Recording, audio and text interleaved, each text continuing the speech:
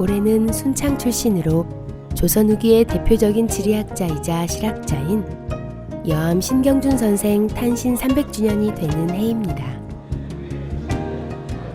이를 기념해 여암 신경준 선생의 생애와 업적을 재조명하는 국제학술대회가 전라북도 순창군에서 열렸습니다.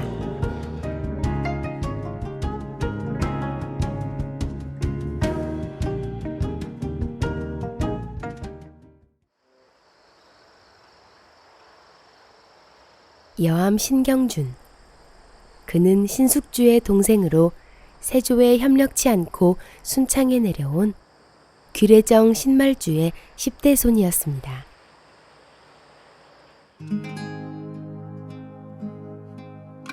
여암 신경준 선생은 43세의 과거에 급제, 26년간 벼슬을 지낸 학자였는데요.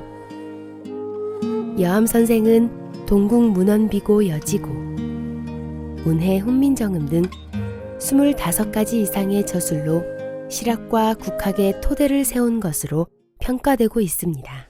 여암 선생의 그 학문은 기술 중심의 실용주의적인 그런 학문들을 추구했던, 당시 많은 사대부학자들이 성리학, 그러니까 상당히 추상적이고 관념적인 이런 것들을 추구한 것에 비해서 실제 생활에 도움이 되는 그런 기술을 중심의 학문을 추구했던 아주 뛰어난 학자였죠. 그리고 신경준 선생은 이 국어와 훈민정음 운해라고 하는 책 있었죠.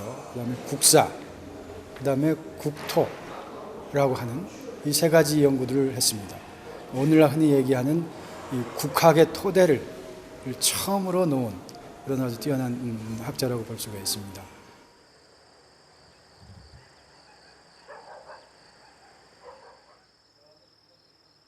순창군 가남리 남산마을에는 설씨 부인 신경준 선생의 유지가 전라북도 지정 기념물로 남아 있습니다. 이곳은 특히 여암 신경준 선생이 태어나시고 또 공부하셨고 또 여기에서 그 모든 저술 활동을 하셨던 그런 장소가 되겠습니다. 순창군과 순창문화원, 전북대 인문학연구소가 개최한 여암 신경준 선생 탄신 300주년 기념 국제학술대회에는 학계 관계자, 향토사학자와 지역 주민 등 600여 명이 참여했습니다. 순창 출신이면서도 그동안 잘 알려지지 않았던 여암 선생의 생애와 업적을 알리고 현대적인 관점에서 그 의의를 찾아보기 위한 자리라고 합니다. 신경준 선생은 학문을 하면서 최근에 학문은 통섭이라는 게 화두가 되고 있는데 그 통섭을 몸소 실천하셨던 분입니다. 다양한 분야의 학문을 하셨다는 뜻입니다. 그리고 또 이 순창은 여암 선생이 태어난 후에 7, 8년 동안 거주했었고 또 돌아가시기 전에 2년 동안 거주하셨던 곳입니다. 그만큼 그 여암 선생이 순창을 자기 고향으로 생각했다는 뜻입니다. 그런 취지에서 이번 학술대회를 기획하고 개최하게 되었습니다. 오늘 국제학술대회에서는 여암 신경준 선생의 생애와 업적을 사학, 문학, 어학, 과학, 지리학 분야 5개 분야로 나누어 발표가 이어졌습니다. 제일 많이 오해를 하고 있는 부분이요. 이 상경표라는 책을 신경준 선생이 저술했다고 하는 얘기가 굉장히 많아요. 그런데 그건 아닙니다. 상경표는 1800년경에 저술된 겁니다. 신경준 선생이 이미 돌아가시고 난 다음.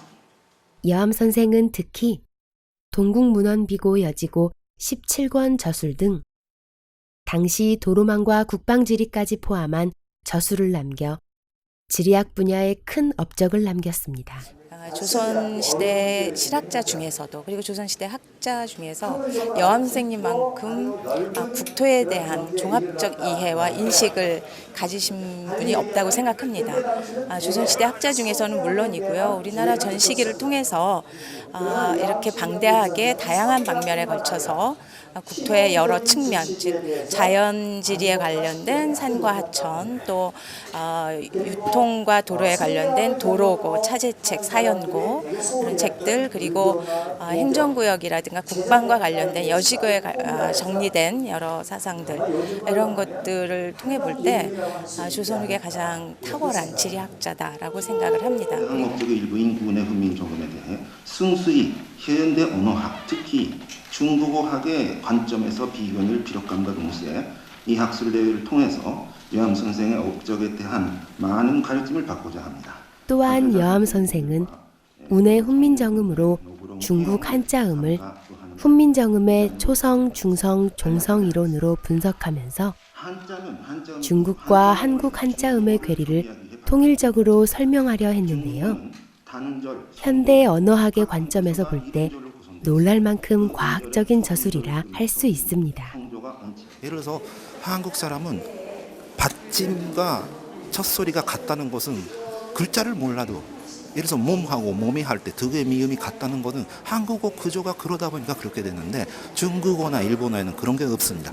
근데 그러한 한국적인 특징을 통찰함으로써 역설적으로 과학적인 근대 과학적인 분석 방법에 200년 앞서서 도달했다는 것이 정말 기적에 가깝고 또 이제 그 책이 급제 4년 전에 혼자 독학으로 써졌다는 것은 정말 놀라울 일이라고 생각합니다. 신경준 선생님의 이제 야암등서 책을 보면 아주 많지는 않지만 그 과학기술 관련된 저술들이 어느 정도 수록되어 있습니다. 일기된 것도 있지만요. 그 분야들을 보면 그렇게 여러 가지 다양한 분야들을 좀 포함하고 있습니다.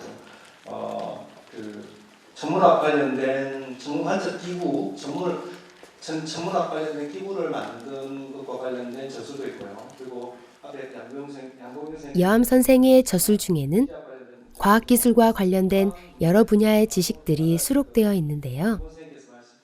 수차, 선박, 전차 등에 관한 과학기술을 연구해 혁신적인 내용을 제시했으며 특히 선박 관련 분야에서 군선의 형태와 구조, 속력 등 혁신적인 내용들을 기술했다고 합니다. 다른 한편으로 전통적인 성리학의 자연철학 관점을 바탕으로 실제적인 기술을 함께 연구하였습니다. 김윤 선생의 과학기술 관련된 저술들을 보니까 기술적인 지식에 대해서 굉장히 많은 이제 성과들을 담고 있고요. 또 한편으로는 또 다른 책글들을 보면 자연과학 저술들도 담고 있습니다. 이 두 가지가 이제 전통적인 자연과학 지식과 더불어 실제적인 지식에 대한 탐구도 같이 종합적으로 연구하신 분이다라고 평가할 수 있습니다. 그래서 여암유고에 실린 그 시 편수를 보면은요, 총에서 62제, 그러니까 62의 제목에 145수가 있는 걸로 그렇게 집계가 되었습니다.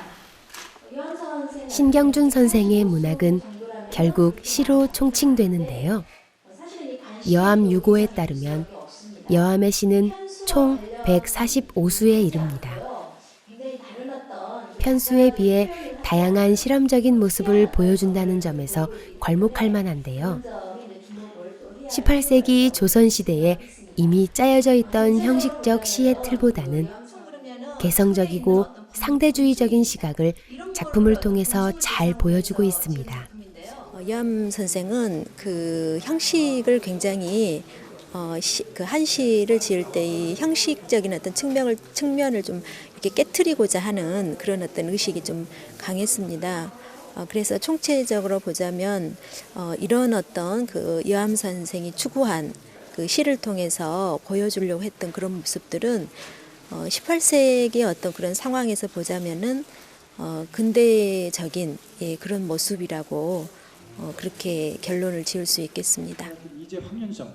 여암 신경준 선생의 업적에 대한 5가지 분야의 주제 발표가 끝나고 종합 토론을 열어 조금 더 심도 있는 내용을 다뤘습니다. 초성, 중성, 종성으로 나누는 그 원리를 바탕으로 해서 현대 언어학에서 비로소 가능한 방법으로 당시에 그 중국 자음, 한자음을 분석했다는 그 점을 부각을 시켰습니다. 사실은 이 점은 우리 한국의 다른 학자들도 신경준 선생의 업적이 그다지 다른 그 당시에 여러 다른 그 학자들과 다르지 않은 그 비슷한 정도로 그렇게 이해를 해오고 있었거든요. 그런 점에서 굉장히 중요한 발표였다고 생각이 듭니다. 두 번째, 요함이 제시한 한자음은 근데 은도에는 한글 표기가 없는데 그거를 재구해 보면은 이런 한자음은 역사적으로도 지리적으로도 한 번도 존재하지 않았던 이상적인 한자음입니다. 실학 사상이 과연 우리 현대 사회에서 얼마만한 영향을 미칠 수 있었는가 하는 데 연관성에 대한 그 부분을 좀 조금 설명을 좀 나왔으면 합니다. 그 실학 사상의 개념 논쟁은 상당히 깊습니다. 이 자리에서 간단하게 요약할 수는 없고요.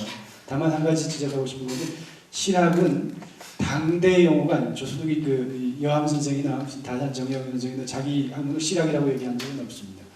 1930년대 위당 정인보 선생 국학운동을 하면서 그때 개념화한 거기 때문에 일부 학자들은 실학 개념이 적절하지 않다라고 반대를 하는 것 같고요.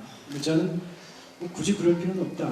충분히 조선후기 사회의 어떤 거기에서 상경표가 저희는 여함 신경준 선생 거라고 믿고 있고 다른 저서나 이렇게 문헌에 많이 있잖아요. 근데 상경표가 신경준 스님이 저술이 아니라고 하는데 그 근거가 무엇인지. 영조가 언급했던 여지편람하고 이 상경표하고 체제는 전혀 다른 내용이고요. 그래서 여지편람이라고 하는 것은 그런 제목이 지금 일본에 소장이 돼 있어요. 소장이 돼 있는 건 지도책입니다. 그러니까 지도책이고 지리지가 결합된 책이에요. 그러니까 많은 분들이 상경표가 여지편람하고 연결이 됐다 이렇게 해서 상경표가 신경준의 저작이다 이렇게 주장을 했는데 그 여지편람의 체제는 현재 남아있는 동일한 제목의 서적이나 이런 것을 봤을 때 전혀 다른 형태의 책이었다. 기념관 같은 게 실제로 만들려면 돈도 몇백억씩 들고 굉장히 힘들거든요. 더군다나 만들어놔도 사람들이 잘 못. 여함 신경준 선생 탄신 300주년을 맞아 열린 국제학술대회는 그동안 잘 알려지지 않은 신경준 선생의 생애와 업적을 재조명하는 기회가 되었습니다. 오늘 학술대회를 계기로 여함 신경준 선생은 지리학이라든지 우리 한글학 이런 데 미쳤던 여러 가지 그런 실적 업적이 널리 알려지고 현대적인 의의를 살리는 그런 계기가 되기를 바랍니다. 여함 신경준 선생님에 대해서 그분이 어떠한 분이었는지 저는 그냥 그 지리에 관련된 그런 분으로만 생각을 했었는데 그 문학이라든지 아니면 그 과학기술 그런 부분이라든지 여러 방면에서 참 훌륭하신 분이었다.